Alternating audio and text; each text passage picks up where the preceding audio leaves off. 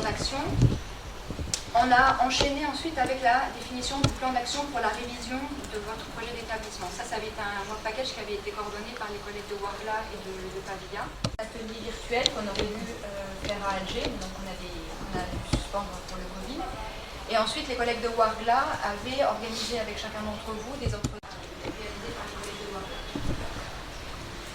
Ensuite, on a eu tout le work package 3, qui était le work package de formation de formateurs, qui a été tout réinventé pour adapter la formation à travers le format hybride.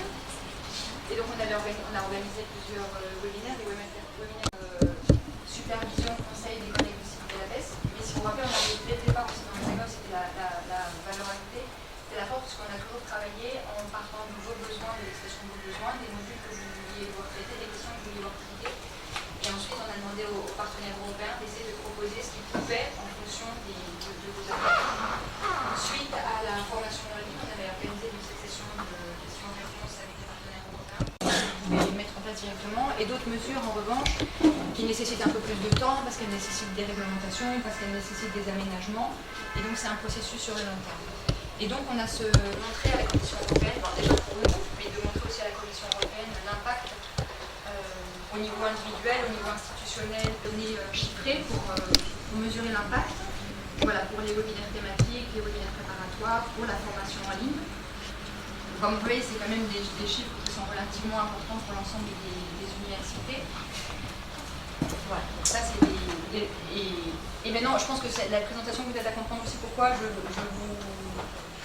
recevrez encore plein de questions de ma part ou de données chiffrées, puisque la liste des participants.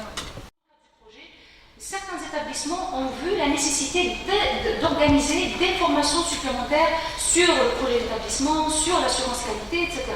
Alors, l'activité qui a été organisée par les groupes, j'ai très eu le plaisir de le lire sur votre compte rendu quand j'ai préparé cette présentation.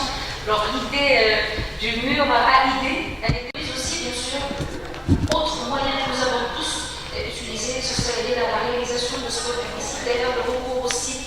Voilà, le recours au site des universités, des réseaux sociaux, des universités, des moyens justement de sensibiliser, de mobiliser toute la communauté universitaire autour de la notion de projet. L'installation des groupes de travail concertés, et là tous les partenaires, ils l'ont mentionné dans leur compte rendu, comment ils ont fait, les étapes, la méthodologie de. Alors, le lancement aussi des enquêtes, ce soit des enquêtes ouvertes à toute la communauté universitaire ou bien des enquêtes ciblées pour des groupes cités, des agendas.